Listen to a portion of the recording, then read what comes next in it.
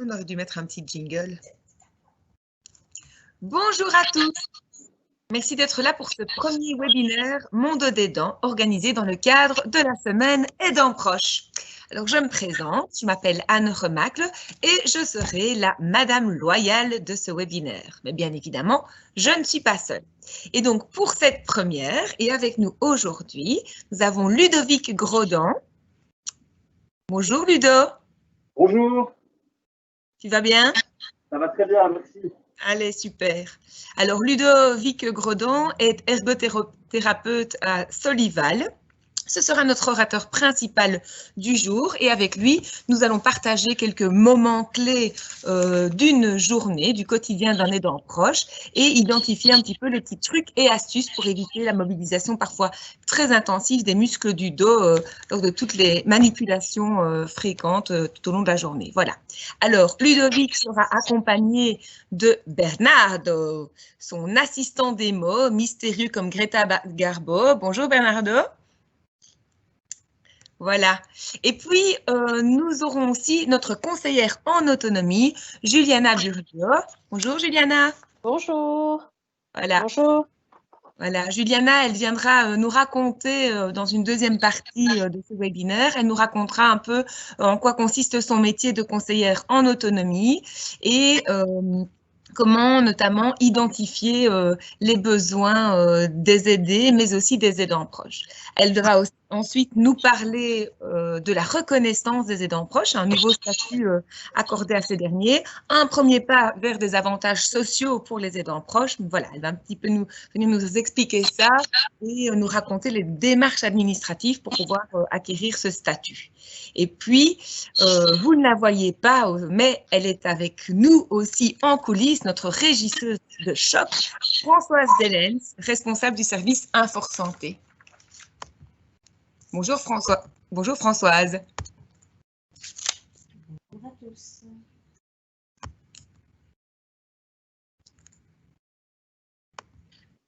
Françoise, tout est paré pour commencer.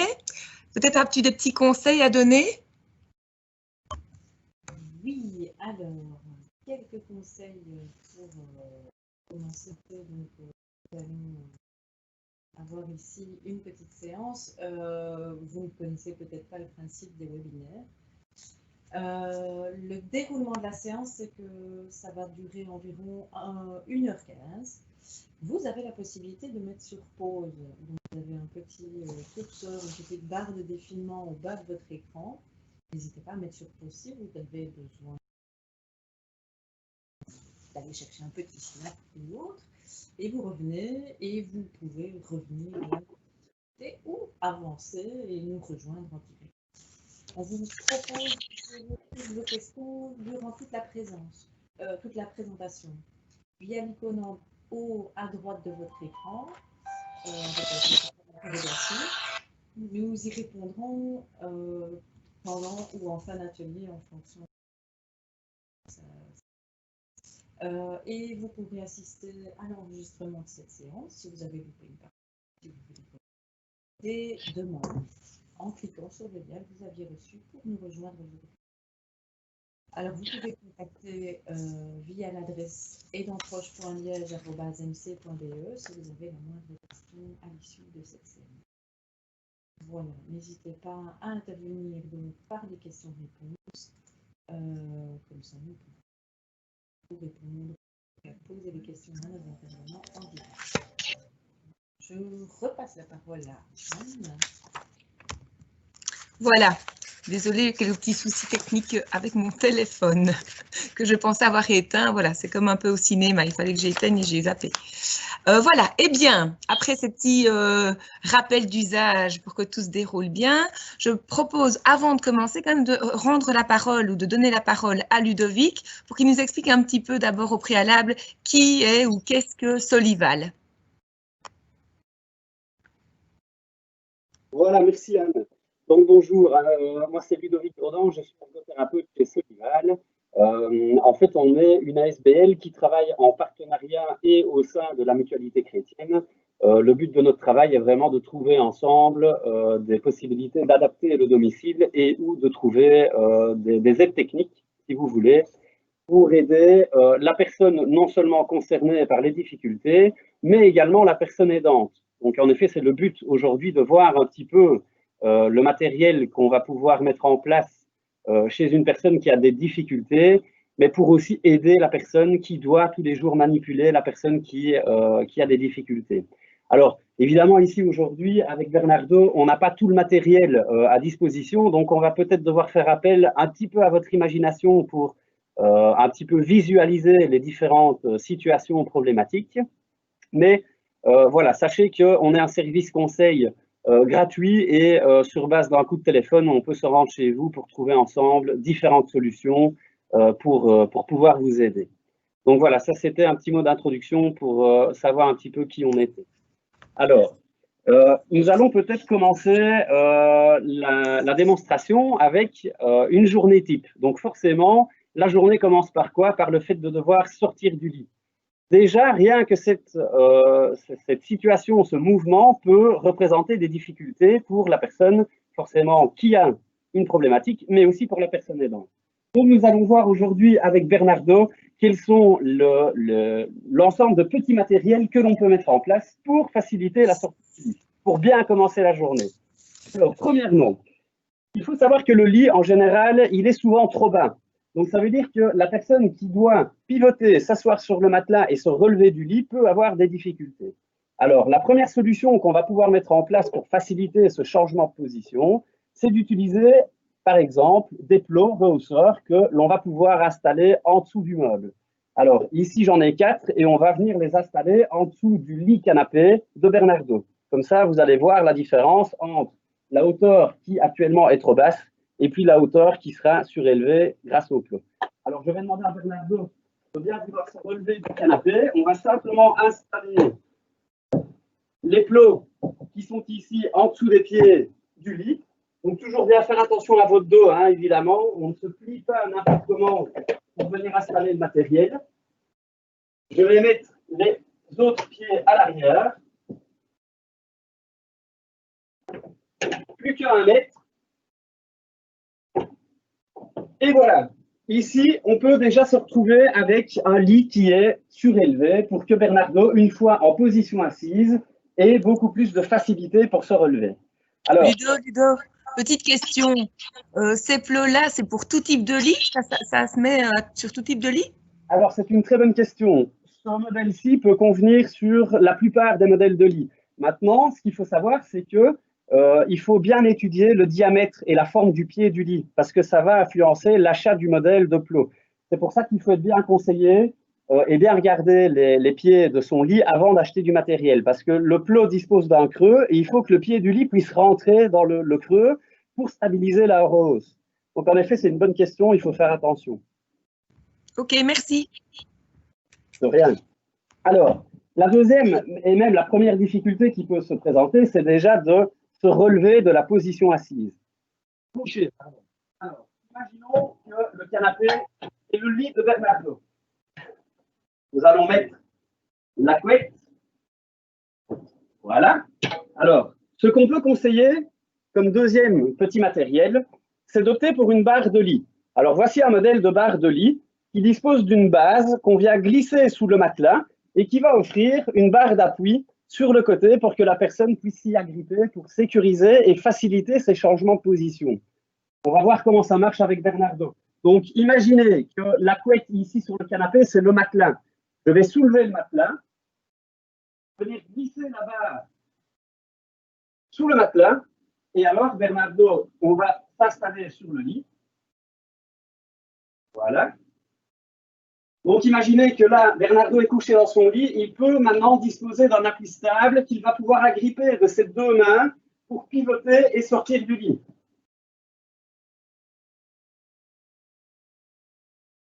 Premier mouvement qui est facilité par la barre. Deuxième mouvement qui va être facilité par la barre, c'est l'action de se relever. Voilà. Alors, cette solution-là combinée avec les plots rehausseurs, la personne va avoir beaucoup plus de facilité pour sortir. Pour la personne aidante, mais elle va pouvoir aussi influencer le fait et aider la personne à sortir du lit en demandant à ce que la personne puisse agripper la barre si elle y arrive. Alors, Un deuxième avantage de cette barre-là, c'est que si la personne est en fauteuil roulant, ça peut offrir une bonne barre d'appui aussi pour se relever du fauteuil, pivoter et s'asseoir sur le lit. Maintenant, il faut bien fixer la barre avec des sangles au niveau des lattes du sommier pour bien stabiliser le matériel. Donc ça, c'est une première chose. Alors, comme Anne l'a bien posé la bonne question juste avant, attention que tout type de barre de lit ne fonctionne pas sur n'importe quel lit non plus. Il faut être bien conseillé, voir la forme du sommier, etc.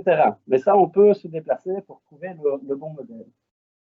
Alors, il existe aussi plein de petites choses, par exemple, qui peuvent aider la personne qui a des difficultés pour sortir du lit. On peut également conseiller une échelle de corde.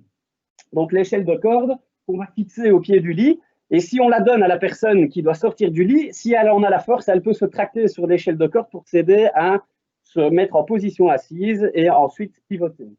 Alors, maintenant, ici, ce petit matériel-là, c'est vraiment pour les personnes qui ont des petites difficultés. Si la personne a de plus grosses difficultés, on va pouvoir partir éventuellement sur un lit médicalisé.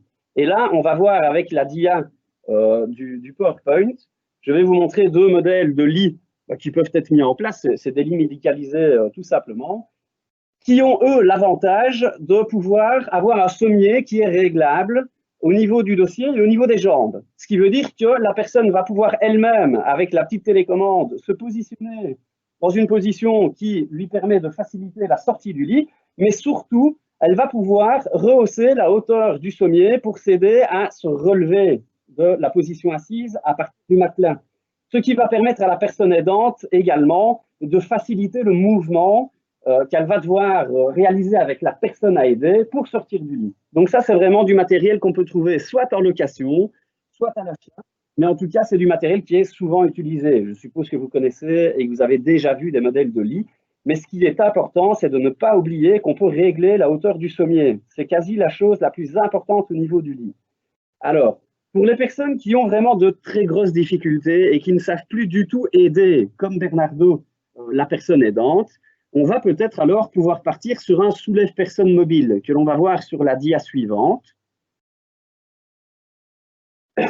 Alors, le soulève-personne mobile, en effet, c'est du matériel qui prend pas mal de place et qui doit avoir une petite démonstration avant son utilisation. Pourquoi? Parce qu'il s'agit d'un bras de levier donc électrique qui va, avec l'aide d'une sangle, permettre à la personne de sortir du lit et surtout qui va permettre à la personne aidante de ne plus du tout porter la personne aidée. Alors, ce matériel-là, comme je le disais, nécessite une petite formation. Ce n'est pas compliqué à utiliser. L'important, c'est de bien installer la sangle sur la personne à aider et surtout de bien choisir la sangle adéquate. Parce qu'il faut savoir qu'il y a des sangles de toilette, il y a des sangles de différentes tailles. Et donc, ça, c'est vraiment un travail très important à faire avec le personnel soignant à domicile ou avec les ergothérapeutes, kinésithérapeutes, bandagistes, donc tous les intervenants qui concernent le domicile, de bien se faire conseiller non seulement sur le modèle de sangle, mais aussi sur la manipulation du soulève-personne, parce que c'est un matériel voilà, qui doit pouvoir être très très bien utilisé pour vraiment aider la personne aidante. Merci Ludo pour tout ça. Mais donc, pour bien se réveiller après qu'on se soit redressé sur ce lit, rien de tel qu'une bonne petite douche, non? Mais avant la petite douche, un petit passage par les WC? Oui. Alors, on connaît généralement les barres là, pour aider la personne à se positionner sur le siège de toilette. C'est bien ça? Il y a autre chose qui existe quand on est... Alors, on va pouvoir passer sur les diapos suivantes parce qu'en effet, nous n'avons pas de toilette avec nous et donc on ne va pas pouvoir vous montrer de matériel. Mais donc, sur les diapos suivantes, on va voir qu'en effet, il existe, comme le dit Anne, des barres d'appui. Donc, les barres d'appui, nous pouvons les mettre sur les murs qui longent la cuvette, sur le mur qui fait dos à la cuvette, sur le mur qui fait face à la cuvette. Il n'y a pas de théorie pour les barres d'appui, c'est que de la pratique. Il faut voir avec la personne où bien la mettre et ce qu'elle préfère. Alors maintenant, quand on dit barre d'appui, attention qu'on ne peut pas fixer n'importe où, n'importe comment une barre d'appui. Il faut voir la solidité du mur. Voilà, il y a plein de petites choses qui rentrent en compte. C'est pour ça qu'il existe d'autres matériels. Comme vous pouvez le voir, on va peut-être pouvoir installer un rehausseur qu'on va installer sur la cuvette et qui va permettre à la personne de faciliter l'action de se relever de la toilette. Alors attention qu'avec ce matériel-là, il ne faut pas opter pour un rehausseur trop haut parce que dans ce cas-là, la personne va avoir des problèmes de constipation parce qu'on est dans une position qui n'est pas anatomique pour aller à selle. Voilà, donc ça c'est quelque chose d'important aussi à savoir. Alors, on peut voir sur la dia qu'il existe également des rehausseurs de toilettes qui sont composés d'accoudoirs. Ça peut être une très bonne solution si la personne n'a pas la capacité ou n'a pas l'accord de son propriétaire de fixer des barres d'appui dans le mur. Alors, il faut savoir qu'il existe aussi des accoudoirs qui sont indépendants de rehausseurs. Donc, on n'est pas obligé de prendre un rehausseur et des accoudoirs en même temps. Ça peut être combiné. Alors, on peut voir également, il me semble, sur la dia suivante, il me semble qu'il y a peut-être des cadres de toilettes. Non. Donc ça, les cadres de toilettes, si vous voulez, c'est comme un cadre de marche qu'on vient simplement poser autour de la cuvette et qui offre deux accoudoirs comme sur une chaise. Et ça permet aussi à la personne de ne pas devoir forer quoi que ce soit dans les murs. Donc voilà. Par rapport à la toilette, on peut en général trouver toutes sortes de petites solutions pour aider la personne. Effectivement, merci beaucoup Ludo. Et donc, direction la douche alors, enfin la douche. Perso, chez moi, la salle de bain, elle est minuscule et je n'ai qu'une baignoire. Donc, pas évident, a priori, si je dois aider mon proche à enjamber le bord. Est-ce que tu as aussi là des trucs et astuces à nous refiler? Alors, par rapport à la salle de bain, il y a vraiment un énorme choix de différentes solutions. Le tout, ça va être de connaître les difficultés de la personne à aider. Alors, on va d'abord parler de la baignoire. Par rapport à la baignoire que vous voyez ici, qui est une très belle petite baignoire, que Bernardo va utiliser, il faut savoir qu'on peut trouver du matériel très peu coûteux qui va permettre à la personne de pouvoir accéder à la baignoire, non pas en devant enjamber son rebord, comme pourrait le faire Bernardo, parce que là, on peut voir qu'il y a une difficulté, un risque de chute très important. Et donc, ça veut dire que la personne aidante à ce moment-là est ici derrière en train d'aider Bernardo à enjamber. C'est très dangereux pour lui comme pour moi. Alors, ce qu'on va pouvoir trouver dans un premier temps, c'est tout simple, c'est une planche de bain. Alors, la planche de bain, je vais vous montrer ce que c'est. C'est ceci. Ça coûte entre 40 ou 50 €, donc c'est quand même accessible à tout le monde. Et c'est du matériel qu'on va pouvoir poser sur les rebords de la baignoire et qu'on va pouvoir stabiliser grâce à des plots qui sont réglables en largeur. Alors, il faut savoir que ce matériel-là, on peut l'essayer à domicile avant de se le procurer pour voir si ça fonctionne. Alors, ce matériel-là, il va servir à quoi? Il va servir à Bernardo de pouvoir s'asseoir dessus pour enjamber la baignoire en position assise. Donc, le risque de chute est fortement diminué pour Bernardo. Et moi, pour la personne aidante, on va voir qu'une fois que Bernardo est assis dessus, j'ai beaucoup plus de facilité à l'aider pour enjamber une jambe à la fois quand il est en position assise que quand il est debout. Alors, pour vous montrer ça, on va prendre une chaise qu'on va mettre dans la baignoire. Comme ça, on va faire comme si c'était une vraie baignoire. Merci, Bernardo. Hop. Donc, un petit effort d'imagination. Imaginez que la baignoire, elle est dans ce sens-là. Bernardo va se coucher de ce côté-là. Moi, je vais venir avec la planche de bain que je vais poser sur les rebords de la baignoire, comme ceci. Alors, je vais régler les petits plots dont je vous ai parlé en fonction de la largeur de ma baignoire. Une fois qu'ils sont réglés, je les revisse. Bernardo va pouvoir s'asseoir sur sa planche de bain. Je t'en prie, Bernardo. Important, ne jamais se laver avec son peignoir. Merci, Bernardo. Alors, Bernardo s'assied sur la planche de bain. Non, non, non. On va d'abord... Voilà, tout à fait. Une fois que Bernardo est assis, on peut voir que pour l'aider à rentrer dans la baignoire, non seulement il a beaucoup plus de facilité, moins de risque de chute, soit il y arrive seul, soit je suis là pour l'aider. Et vous voyez qu'ici, mon dos, je suis soit accroupi, soit avec les genoux un peu pliés. On peut voir que le risque de chute est fortement diminué. Alors, vous allez me dire, monsieur Ludo Lergo, c'est bien gentil votre petit truc, mais avec ça, je ne prends qu'une douche.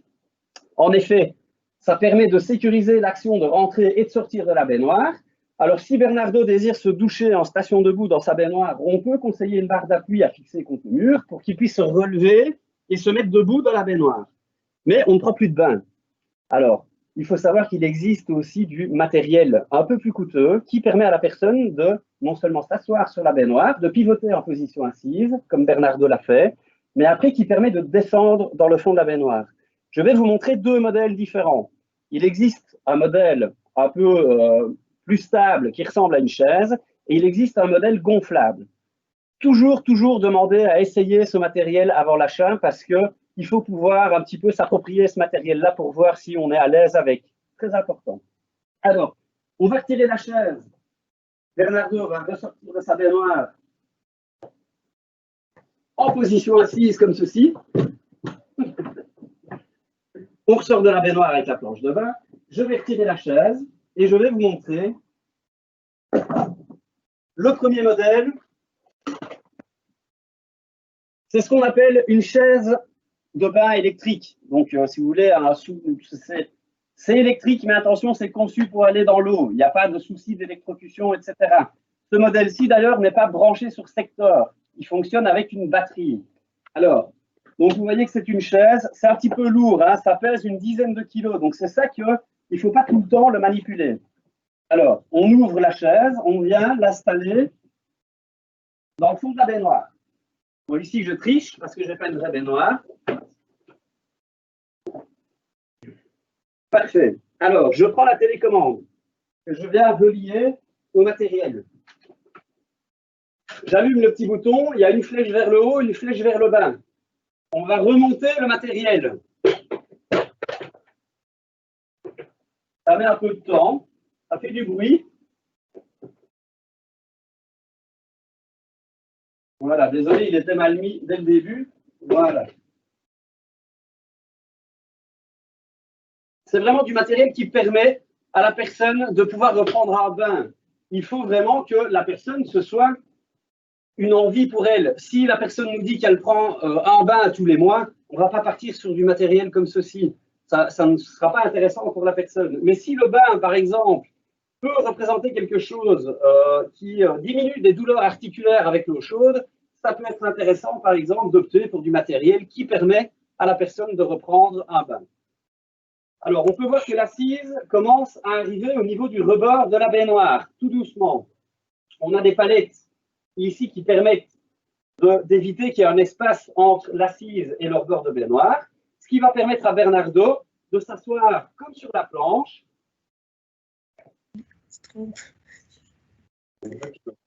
Et après à Bernardo de descendre dans le fond de sa baignoire pour prendre un bain en étant immergé complètement.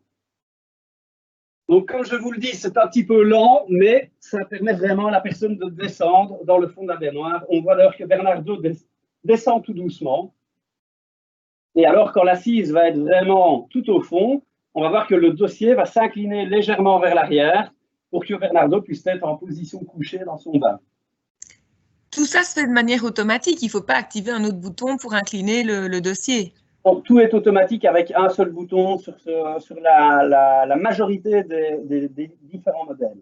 Et alors, ça se recharge Charge comme un GSM, il suffit de retirer la petite télécommande et de la mettre sur secteur durant une nuit pour que la batterie puisse être rechargée à fond. Alors là, on voit que Bernardo est couché dans son bain. Quand il a fini, il va réappuyer sur le petit bouton jaune qui va lui permettre de remonter à hauteur des rebords de baignoire et surtout de ressortir de la baignoire en pivotant une jambe à la fois pour éviter de devoir sortir de la baignoire en position debout. Donc, c'est vraiment le même principe que la planche, sauf que ça descend dans le fond de la baignoire. On voit, je ne sais pas si vous voyez très bien à distance, mais que Bernardo, tout doucement, commence à remonter du fond de sa baignoire pour pouvoir sortir sans devoir forcer sur ses jambes.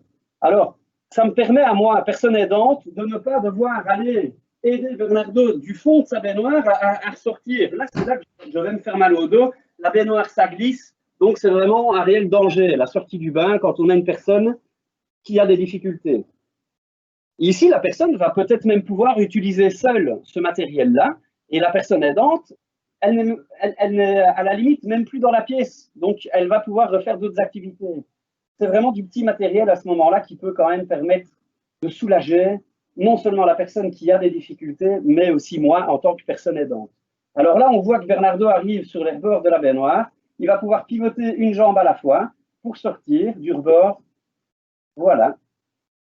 Alors, on peut également combiner ce matériel avec des barres d'appui, toujours des antidérapants dans et hors de la baignoire, parce que là, Bernardo va devoir se relever, et donc il faut que ses pieds ne glissent pas au niveau du carrelage de la salle de bain. Donc là, on peut opter pour du bon petit tapis anti-dérapant qu'on trouve dans tous les commerces. Il ne faut pas spécialement du matériel particulier. Alors ici, c'était donc le modèle en chaise. Maintenant, je vais vous montrer le modèle gonflable. Il fait un peu du bruit parce qu'il y a un compresseur. Je vais vous montrer. Donc, le compresseur, il est ici. Je ne sais pas si vous le voyez. Non, pas très bien. Avance un petit peu, plus vers le centre. Parce qu'en fait, il est déjà branché sur la prise. Ah oui, voilà, un petit peu. Si tu l'étends un peu plus. Alors, le compresseur, c'est le même principe. Donc, on va retirer ce modèle-ci. Merci, Bernardo. Alors, ici, on ne le retire jamais comme ceci. Hein. C'est pour gagner du temps. Normalement, on le replie, etc. Mais ici, on va essayer de faire un peu plus vite. Alors, le modèle gonflable, que moi, personnellement, je préfère. Pourquoi? Parce qu'il est beaucoup plus léger et parce qu'il prend moins de place dans la baignoire. Ça ressemble à un coussin d'assise. C'est du tissu très solide. Hein. Ce n'est pas comme les ballons de plage, etc., qui percent. Donc, voilà. On va simplement le poser dans le fond de la baignoire également. Ma baignoire est tombée. Je vais la remettre. Voilà. Alors, on va simplement brancher le matériel au compresseur à air. Vous allez entendre pas mal de bruit. C'est normal, c'est le coussin qui va se gonfler.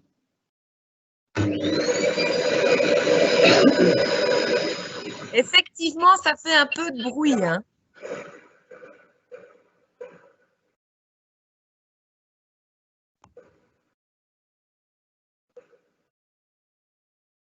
Ah oui, on voit que ça gonfle.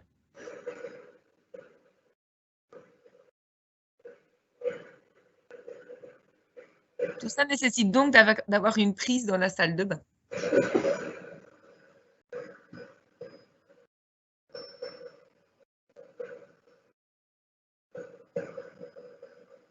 Ça va relativement gonfler.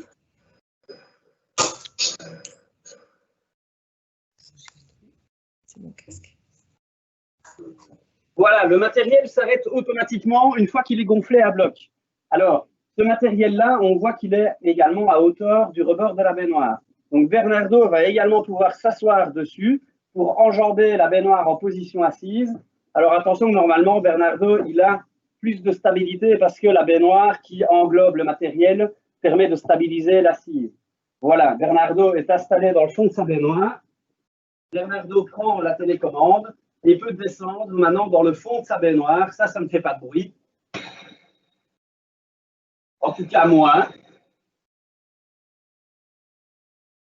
Alors, l'avantage de ce matériel-là, c'est qu'une fois que le coussin est complètement dégonflé, il va vraiment épouser la forme de la baignoire. Ça veut dire que Bernardo pourra être bien installé dans sa baignoire comme s'il n'avait rien en dessous de lui. Ici, Bernardo ne va pas aller jusqu'au fond parce qu'il n'a pas de dossier de baignoire, donc il va tomber en arrière. Ce n'est pas le but de la journée. Mais ça permet vraiment de redescendre dans le fond et d'être couché tout à fait normalement dans sa baignoire. Une fois que le bain est terminé, Bernardo peut tout seul regonfler le coussin pour sortir de la baignoire. Dis Ludo, c'est un investissement ce matériel-là, c'est plus ou moins quoi les gammes de prix? Alors, s'il vous plaît. La gamme de prix de ce matériel? Alors, on va tourner entre quelque chose qui minimum peut coûter 800 €. C'est ça que c'est quand même assez coûteux et qu'on va vraiment voir avec la personne si c'est nécessaire ou pas. Maintenant, il faut savoir que ici, c'est du matériel qui restera quand même moins cher que le fait de réaliser des gros travaux pour retirer la baignoire et installer une douche. Et justement, maintenant, on va parler de la douche parce que ça reste quand même la meilleure des solutions. Alors, attention, quand on parle de douche, on ne parle pas de n'importe quelle douche. Si la personne a des risques de chute chez elle, mais qu'elle dispose quand même d'une douche avec un rebord de 20 cm à enjamber, le risque de chute pour la personne aidante et aidée, il est quand même là. Ça veut dire que si la personne dispose d'une douche avec un gros bac, on peut quand même adapter la douche actuelle. Mais la meilleure des solutions, c'est quand même la douche à l'italienne qui nécessite donc à ce moment-là des travaux et un certain coût. Mais ça va dépendre de l'entrepreneur que la personne va choisir, etc. Alors, il me semble que si on part sur les diapositives suivantes, on voit ici qu'au niveau de la baignoire, il existe d'autres petits matériels dont on n'a pas parlé ici. mais qui peuvent être mis en place. Alors, c'est simplement un banc de bain. Ce banc de bain est souvent utilisé quand la personne a une forme de baignoire un peu particulière et qu'on ne peut pas utiliser une planche de bain. Le banc a l'avantage d'avoir des 4 pieds qui sont réglables en hauteur et donc de pouvoir un petit peu faire office de planche de bain. Alors, au milieu, on voit une chaise qui pivote. C'est comme une planche, sauf que l'avantage, c'est que la personne va disposer d'un dossier, d'un accoudoir et que l'action de pivoter pour enjamber la baignoire sera facilitée parce que la chaise va tourner sur elle-même. Et alors, la dernière image, j'ai mis un point d'attention parce que c'est du matériel qu'il ne faut jamais acheter. Ce matériel-là ne sert à rien. Il va simplement aider une personne qui n'a pas trop de difficultés à s'asseoir dessus pour être un petit peu assis dans sa baignoire et avoir moins de difficultés pour sortir de la baignoire. Mais ce matériel-là, vu qu'il est enfoncé dans la baignoire, ne va pas permettre à la personne de s'y asseoir pour enjamber. Elle va tomber. Donc ça, il ne faut vraiment pas acheter. Voilà. Alors, dans les dias suivantes, on va voir qu'il existe, il me semble qu'on va parler des douches. Ça, c'est les douches italiennes par excellence. Donc, ça veut dire qu'on va se retrouver avec du matériel qui va non seulement faciliter l'accès, mais permettre à la personne de s'y asseoir dans sa douche, de se relever grâce à des barres d'appui. Donc, ça, c'est vraiment le type de douche qu'on va pouvoir conseiller sur base de plans pour que l'entrepreneur puisse établir son cahier des charges et rentrer un devis pour la personne. Alors, au niveau des douches, il y a des erreurs à ne pas commettre. Hein. Par exemple, il faut toujours avoir une douche de minimum 90 sur 90.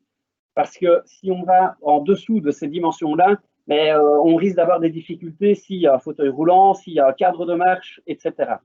Alors, là, la personne va pouvoir accéder seule ou avec la personne aidante au niveau de la douche. Mais il faut savoir que si la personne a vraiment des difficultés beaucoup plus importantes, on va voir qu'il existe sur la dia suivante des chaises particulières. Voilà. Alors, ça, c'est des chaises de douche et de toilette mobiles. Le but est simple.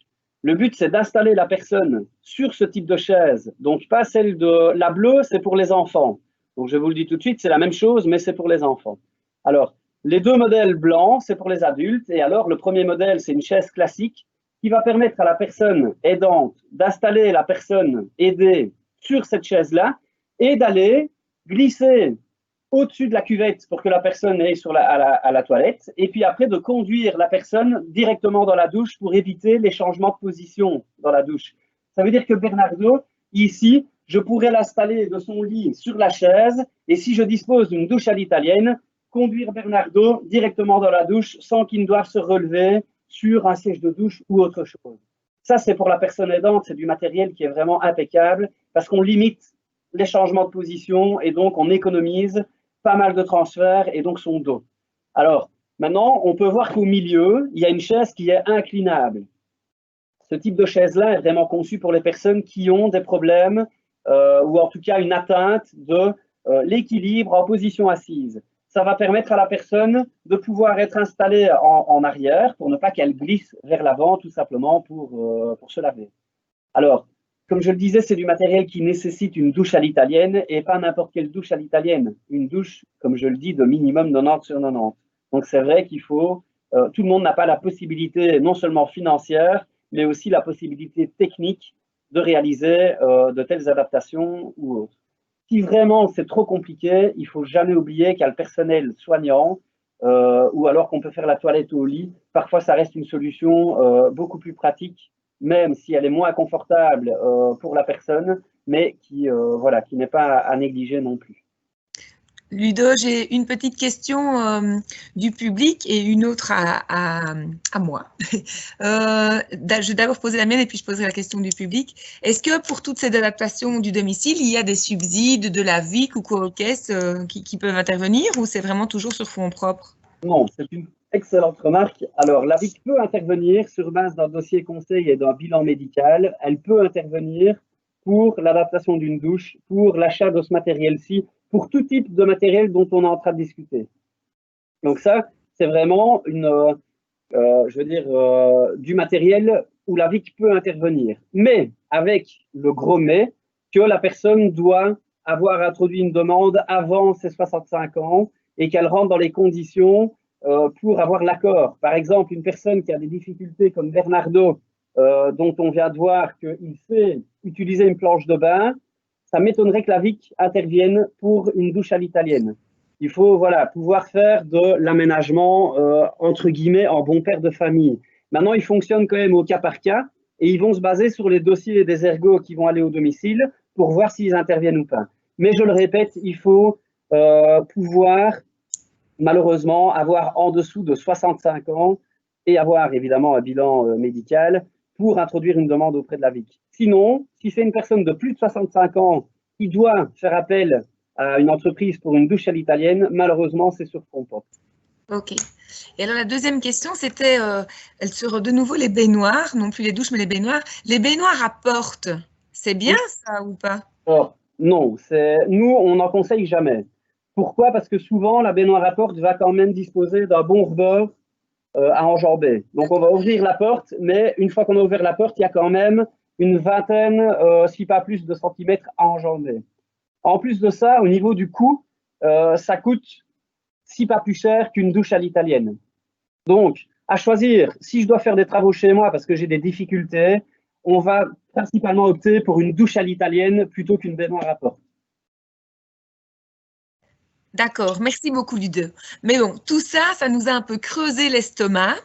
Si on allait faire un bon petit repas maintenant, bon, là, je suppose que dans la cuisine, on sait mieux se tenir et généralement, il y a un peu plus d'espace. Mais par contre, pour préparer le repas, voilà, les ustensiles de cuisine ne sont effectivement pas toujours adaptés. Est-ce qu'il y a Alors, quelque chose qui existe justement pour permettre aux proches d'être un peu plus autonomes dans la préparation de ces repas notamment? tout à fait. Donc ici, c'est vrai que pour la cuisine, en général, la personne aidante, si elle doit intervenir, c'est pas là qu'elle va se faire mal au dos. Mais c'est là qu'elle va éventuellement prendre beaucoup de temps pour aider la personne à aider, découper sa viande, préparer les repas, etc. Or, peut-être que la personne, elle, va vouloir cuisiner elle-même parce qu'elle en a encore un petit peu les capacités, ou alors qu'elle va vouloir quand même découper sa viande seule. Alors, par rapport à la cuisine, il faut savoir qu'il existe un grand nombre, mais énormément de petits matériels qu'on peut conseiller. Premièrement, on va imaginer que Bernardo a des difficultés et des douleurs au niveau des mains. Alors, avant de passer dans la cuisine, on va retirer le coussin de la baignoire parce qu'il prend de la place. Il y a des petites languettes. Ça a l'air facile, hein? C'est des ventouses, en fait. D'accord. Donc, une fois que c'est dans la baignoire, effectivement, on peut constater que c'est bien stable et bien accroché, quoi. Stable, en effet. Voilà.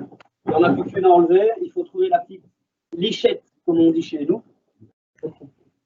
Pas très bon pour le dos, ça, d'aller chercher la lichette. Voilà, voilà. Comme ça, on dégage un petit peu l'espace.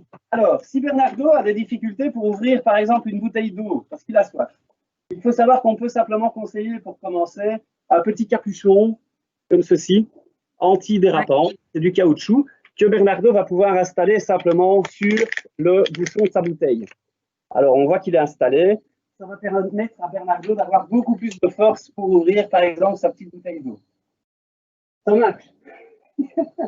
Alors, ici, c'est vraiment du petit matériel qui coûte 2 ou 3 euros. Hein, c'est quasi rien. Mais alors, on peut, c'est important de le dire, il existe aussi ce type de petit matériel-là pour les bocaux. Donc, ça va permettre à la personne d'avoir plus de force pour ouvrir un bocal, voilà, de ce type-ci. Maintenant, il existe aussi plein de petites autres aides techniques. On va le voir sur la petite dia ici présente. Voilà. Ici, c'est un peu le même principe, mais c'est des poignées. Alors, c'est des poignées qui vont simplement offrir un bras de levier pour que la personne gagne en force pour ouvrir une bouteille d'eau. On peut voir que sur la petite poignée noire, il y a une multitude d'usages. Donc, la personne va non seulement pouvoir ouvrir une bouteille d'eau, mais en plus, elle va pouvoir déclipser un bocal, elle va pouvoir ouvrir une canette, etc. C'est du petit matériel qui est souvent conseillé et qui permet de pas mal aider quand même la personne dans ces petits gestes si on a une perte de force. Alors, on va pouvoir aussi trouver parfois des couverts avec des petits manches qui sont grossis, qui vont permettre à la personne, si elle a des difficultés au niveau des mains et de préhension, de pouvoir peut-être utiliser un couvert adapté, tout simplement. Donc, on a une multitude de couverts. Ici, on voit que la cuillère est légèrement courbée. C'est pour les personnes qui ont un manque d'amplitude au niveau du coude. Alors, il me semble... Oh. Ceci, c'est une pince à long manche. Bernardo me fait peur. Je fais tomber un objet. mes chewing-gums dans la cuisine, par exemple. Bernardo va pouvoir ramasser son objet à distance, voilà, sans devoir se baisser pour ne pas risquer une chute, etc.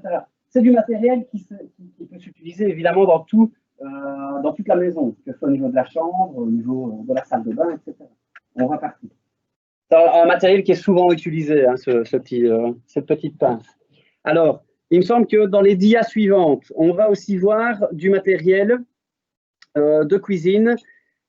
Ça, c'est vraiment pour les personnes qui sont hémiplégiques. Alors, on a souvent le cas des personnes hémiplégiques, hein, donc qui n'ont plus qu'une seule main de fonctionnel, qui nous disent, bah, écoutez, moi, c'est ma femme ou mon époux qui doit faire à manger.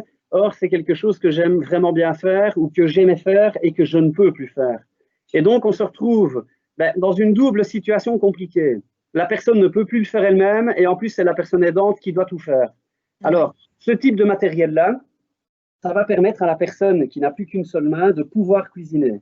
Par exemple, on a une planche multifonction. On voit qu'il y a un étau. La personne va pouvoir coincer un aliment dans l'étau et à l'aide d'une main, avec un couteau, pouvoir découper son aliment. Alors, sur cette planche-là, on peut trouver aussi des clous inoxydables.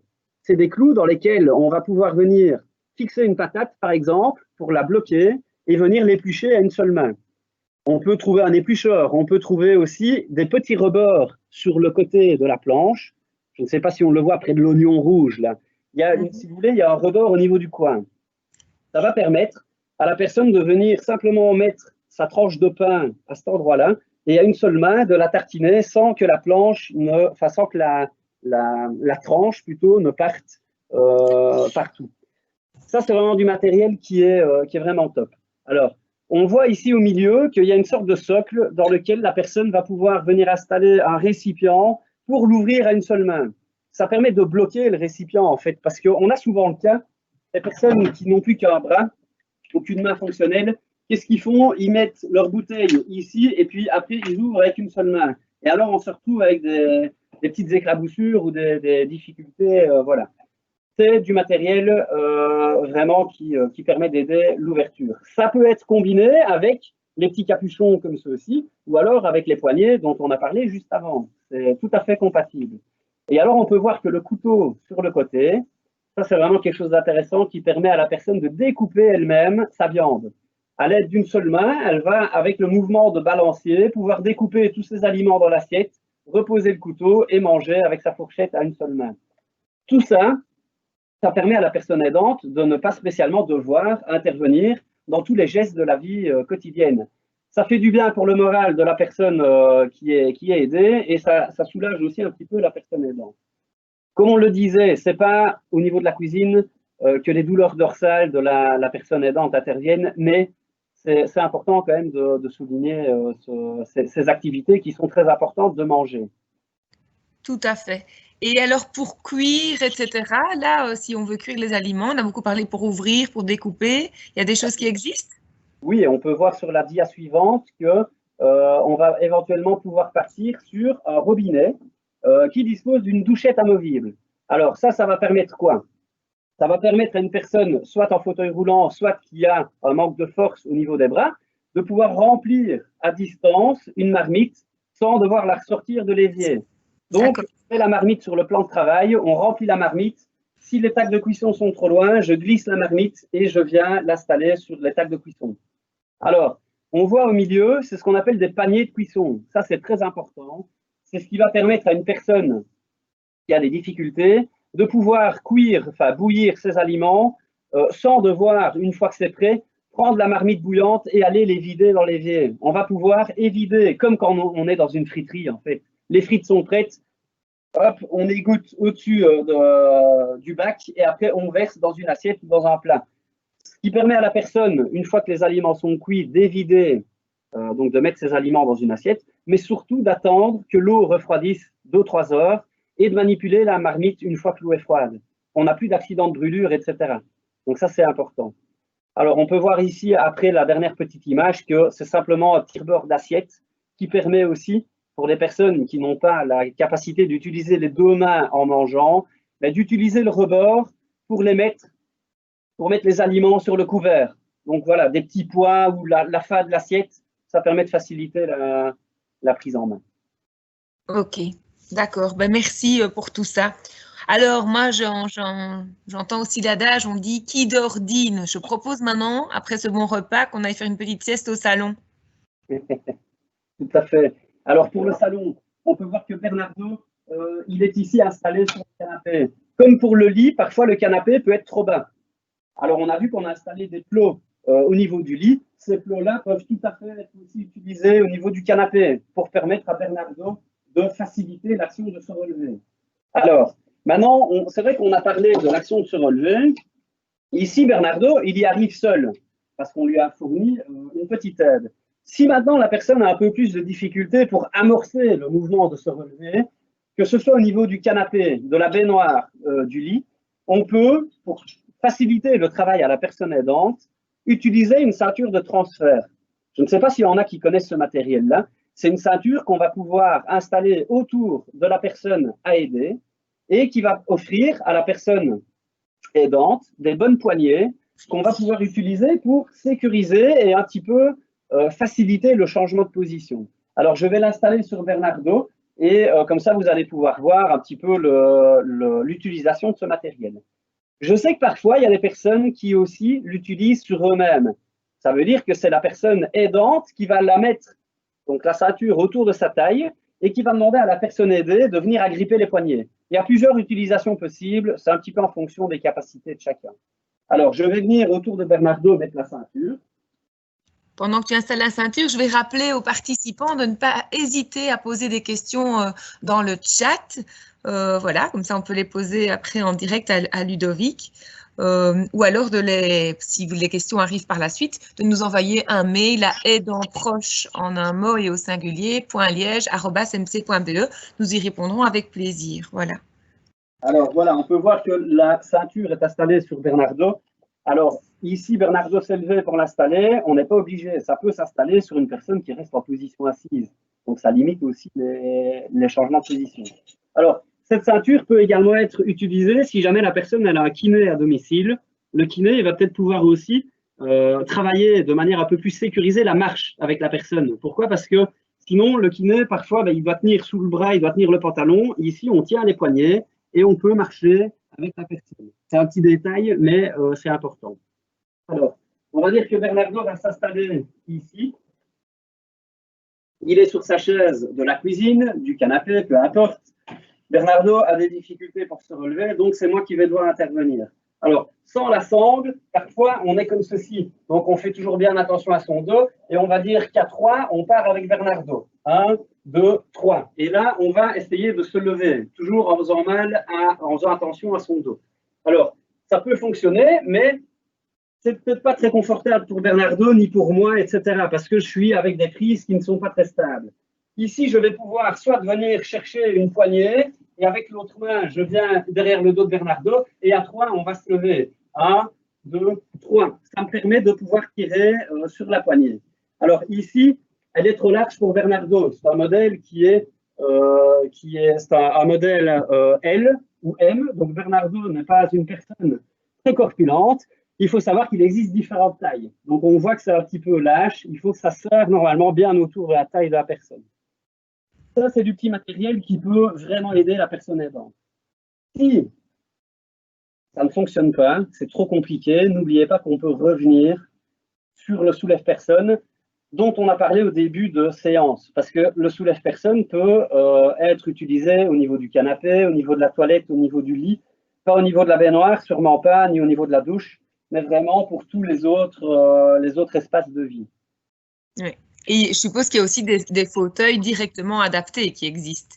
Tout à fait. On va voir sur la dia suivante que si la personne désire, elle peut également opter pour ce qu'on appelle un fauteuil releveur. Un fauteuil releveur, c'est tout simple. C'est comme un fauteuil relax, sauf qu'il y a un deuxième moteur qui permet de rehausser l'assise vers le haut et l'avant. Alors, ça va permettre quoi? Tout simplement, comme on le voit sur l'image, à la personne de quasiment être en station debout. Ça veut dire que si Bernardo utilise ce matériel-là et que moi, je dois aider Bernardo à se lever, ben, mon travail va être beaucoup plus simple pour lever Bernardo plutôt que sur une assise qui reste basse. Alors maintenant, il y a le prix, hein, ça coûte quand même, on va dire, 500-600 € minimum. c'est comme les prix d'un fauteuil relax, donc c'est pas donné, mais ça peut être confortable parce que les personnes peuvent également parfois dormir dedans. Voilà, donc ça peut être multiple usage. Alors, on peut voir sur le côté, il existe aussi des chaises, des tables qui sont conçues pour être installées autour d'un canapé ou alors aussi en dessous d'un lit. Donc, ces tables-là, par exemple, peuvent fonctionner au niveau du lit. Et alors, ça permet d'avoir une tablette devant soi pour que la personne puisse manger, lire un magazine ou autre, et éventuellement laisser la personne manger à cet endroit-là sans que la personne aidante ne soit spécialement présente. D'accord. D'accord. Dis Ludo, l'heure tourne et n'oublie pas, on avait un rendez-vous chez Tante Ma. Il faudrait peut-être qu'on y aille là. Allons-y. Tu vas préparer la voiture. Alors, la voiture, c'est une très bonne remarque parce que on peut avoir des difficultés pour entrer et sortir de l'auto. Et là, c'est vraiment galère parce qu'on n'a pas beaucoup de place, on est limité par la carrosserie, etc. Donc, ce qu'on peut utiliser au niveau d'un siège auto, on va imaginer que Bernardo est mon passager. Bernardo, pour rentrer dans la voiture, c'est compliqué parce qu'une fois qu'il est assis, il a du mal pour pivoter, lever une jambe ou autre. Alors, premièrement, ce qu'on peut utiliser, c'est un petit tapis de glisse comme ceci. Le tapis de glisse, il vient simplement s'installer avec la partie qui dispose de poignées vers le dessus. On le pose sur le siège de la voiture. On vient le fixer au niveau du dossier grâce au sangle. Hop. Alors, Bernardo, il va venir s'asseoir pour rentrer dans la voiture. Bernardo va s'asseoir. Là, je suis dans l'auto, hein, ça ne va pas. Et Bernardo va pivoter. Et on voit ici que ce n'est pas les fesses de Bernardo qui vont pivoter sur le siège auto, mais sur le tapis de glisse qui glisse vraiment très bien. Alors, un petit conseil qu'on peut donner, c'est avant d'acheter ça, essayez peut-être avec un petit sac plastique qu'il y a chez vous, peut-être que ça peut fonctionner.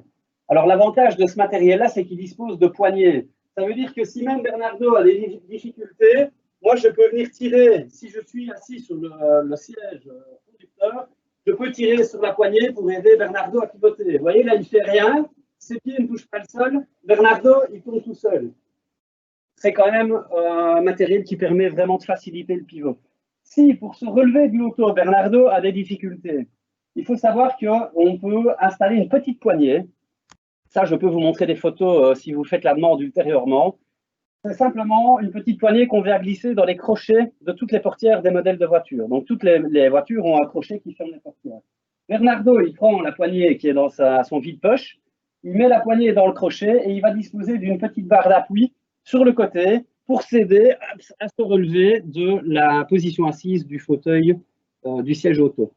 Alors, ce qui est important, c'est qu'avant de refermer la portière, si on utilise la poignée, il faut bien la retirer parce que sinon, vous allez éclater tout le système. Détail important pour la voiture de Bernardo. D'accord. Merci Ludo pour toutes ces infos. Merci à Bernardo pour toutes les démos. Est-ce qu'il y a des petites questions posées dans le chat? Je n'en vois pas. Ludo, du coup, est-ce que tu as un petit mot pour conclure cette première partie? Alors, le petit mot, c'est qu'ici, on a vu qu'on s'est concentré sur du matériel. Ça veut dire que c'est du matériel qui peut limiter donc, le travail de la personne aidante, mais qu'il ne faut pas oublier tout le travail de l'ergonomie en soi et de manutention. Faire attention à son dos, comment pivoter une personne qui est couchée dans un lit, comment installer une sangle si on utilise un soulève-personne. Tout ça, c'est du conseil qu'on peut faire à domicile. Parce qu'ici, c'est un petit peu compliqué de le montrer. Mais voilà, il ne faut pas oublier qu'il y a les aides techniques qu'on a montrées, une petite partie, mais que l'aide humaine reste la plus importante et qu'il faut pouvoir bien apprendre des mouvements pour éviter de se faire mal au dos. Et ça peut rentrer dans un autre cadre d'information au domicile ou en formation. D'accord. Et alors, pour avoir ces infos, on téléphone? Voilà, on peut contacter le service social de la mutuelle, les Solival directement pour avoir toutes ces infos-là. Je croyais que tu allais nous dire qu'on allait pouvoir contacter notre conseillère en autonomie. Exactement. Ah, voilà. Ce qui me permet du coup maintenant d'accueillir Juliana. Bonjour Juliana. Bonjour. Donc voilà. Bonjour tout le monde. Juliana, tu es donc bien conseillère en autonomie au service autonomie et domicile de la mutualité chrétienne. Est-ce que tu peux nous expliquer un petit peu en quoi consiste ton boulot et l'apport que tu offres au public des aidants proches? Oui, donc en fait, moi, je fais partie donc du service autonomie et domicile, donc qui est directement intégré au service social de la Mutualité chrétienne de Liège. Et notre travail en tant que conseiller en autonomie, c'est en fait de regrouper et d'avoir un seul numéro d'accès pour toutes les demandes en relation avec des demandes de domicile. Donc notre travail, c'est d'identifier les besoins des personnes. Donc, ce que je souhaiterais rappeler aussi, c'est que c'est un service qui est accessible à tous, donc membres et non membres. Et alors, on reçoit les coups de téléphone des personnes qui ont des questions concernant des services de maintien à domicile et on fait le tour de la situation avec eux, voir si éventuellement, s'ils ont besoin d'autres services. Donc, l'avantage de notre service, c'est qu'on va vraiment faire le tour de la situation et proposer les différents services qu'on offre et on les introduit, donc on introduit la demande directement auprès des partenaires avec lesquels on travaille. Donc, ce qui facilite aussi la mise en relation entre les partenaires et ce qui permet aussi d'avoir un suivi des demandes. Donc, l'avantage pour les personnes, c'est qu'ils n'ont qu'une personne, qu'un interlocuteur, donc nous en l'occurrence, pour toutes leurs demandes de maintien à domicile. Donc, on peut nous joindre par téléphone, on peut nous joindre par mail. Il y a des demandes qu'on peut faire directement aussi en ligne. Et donc voilà, on est à l'écoute, on conseille, on informe et on introduit les demandes si c'est souhaité. Donc, le numéro de téléphone, c'est le 04 221 74 29, c'est ça? Oui, tout à fait. Et oui. par mail ou par web, c'est sur le site de la Mutu? Voilà, c'est sur le site de la Mutu et sinon par mail, c'est domicile.liège, donc tout en minuscule sans accent, @mc.be. Ok, merci Juliana. Alors, Juliana, maintenant, on vient te chercher sur ton expertise aussi des aidants proches. Mais donc, ici, il y a un petit mois maintenant, les mutualités se sont vues attribuer une nouvelle mission. C'est la fameuse reconnaissance des aidants proches. Est-ce que tu Oui. peux rapidement nous expliquer en quoi ça consiste? Quels sont les avantages pour les aidants proches d'introduire cette demande et les démarches pour ce faire? Oui, donc en fait, au niveau des aidants proches, il faut savoir qu'il y a deux types de reconnaissance. Donc, il y a une reconnaissance générale, une reconnaissance simple, et il y a une reconnaissance avec octroi de droits sociaux. Donc, au niveau, les deux reconnaissances, on les introduit uniquement sur base d'une déclaration sur l'honneur qui est disponible dans les mutualités. La demande doit se faire dans la mutualité de l'aidant. Donc, pas de l'aider, mais de l'aidant. Donc, c'est l'aidant qui fait la demande auprès de sa mutuelle. Et alors, il y a une déclaration sur l'honneur à remplir et qui sera assignée par l'aidant et par l'aidé. Donc, au niveau de la reconnaissance générale, donc la reconnaissance simple, elle ne donne droit à rien en tant que telle, mais ça permet de recenser le nombre d'aidants proches, ce qui est quand même très important. Puisque ça pourrait éventuellement faire valoir leur statut aussi s'il y a d'autres avantages qui se créent par après au niveau des assurances complémentaires, des mutualités, etc. Donc voilà, c'est très important aussi à faire comme démarche quand c'est souhaité. Et ensuite, il y a la reconnaissance donc avec octroi de droits sociaux et là, il s'agit en fait d'un congé thématique. Donc, c'est-à-dire comme comparable à un congé parental, par exemple. Donc, congé pour aidant proche, c'est soit 1 mois en entier, soit 2 mois à mi-temps ou à 4/5. Et là, il y a une allocation donc, qui est payée par l'ONEM. D'accord. Merci beaucoup pour tout ça. Est-ce que à la Mutu, il y a aussi d'autres offres ou avantages qui sont mis en place pour le public des aidants proches en tant que tel? Oui, donc on a des avantages. Un avantage qui fonctionne assez bien et qui existe maintenant depuis début 2019, c'est l'avantage répit. Donc en fait, l'avantage répit donne droit à un remboursement. Donc c'est un forfait de 250 € par année civile pour des services de garde malade, des centres de jour, donc des courts séjours en maison de repos, des centres d'accueil de jour, centres de soins de jour. Donc, il faut que tous ces services soient agréés par la VIC. Il faut nous transmettre la facture originale au service social et là, on rembourse jusqu'à 250 € par année civile. Et on a également, donc, qui fait partie de l'avantage répit, le remboursement pour les accompagnants valides, en fait, au niveau de nos centres de convalescence, donc Nivezé, par exemple, où on intervient pour 25 € par jour pendant 14 jours. Et là, il suffit également de nous renvoyer la facture originale ou ça du service social. Ok, ça c'était beaucoup d'avantages financiers, etc. À Liège, il y a aussi des initiatives spécifiques. Donc peut-être aussi parler du séjour répit organisé par Alteo et Eneo, nos deux mouvements pour les personnes malades, valides et handicapées et pour les aînés, ça c'est Eneo, qui organise donc chaque année un séjour répit aidant proche au domaine de Spanivesé. Objectif de ce séjour, évidemment, eh bien, c'est de pouvoir un peu sortir de chez soi, de passer des vacances, accompagné de son proche en perte d'autonomie, mais voilà, passer du bon temps, se reposer, rencontrer d'autres couples ou d'autres trios comme ça, un petit groupe. Voilà, ça se passe une fois par an. Alors forcément, cette année, en période de Covid, ben, ce séjour a été malheureusement annulé, mais les équipes de volontaires qui encadrent ce séjour travaillent d'arrache-pied pour pouvoir vous proposer cela en 2021. Voilà. Eh bien, merci beaucoup. Nous voilà arrivés au Merci. terme de ce webinaire, ce premier webinaire. N'hésitez pas donc à consulter nos pages web pour redécouvrir en tous les cas tous ces avantages que la mutualité met en place pour vous aidants proches, d'aller dans nos magasins Qualias pour pouvoir soit louer, soit tester le matériel dont Ludovic et Bernardo nous ont parlé, nous ont présenté. Si vous avez des questions encore, n'hésitez pas à contacter notre conseillère en autonomie au 04 221 74 29. Et voilà, en espérant que cela vous ait plu. Il ne reste plus qu'à vous dire au revoir et peut-être à une prochaine. À bientôt.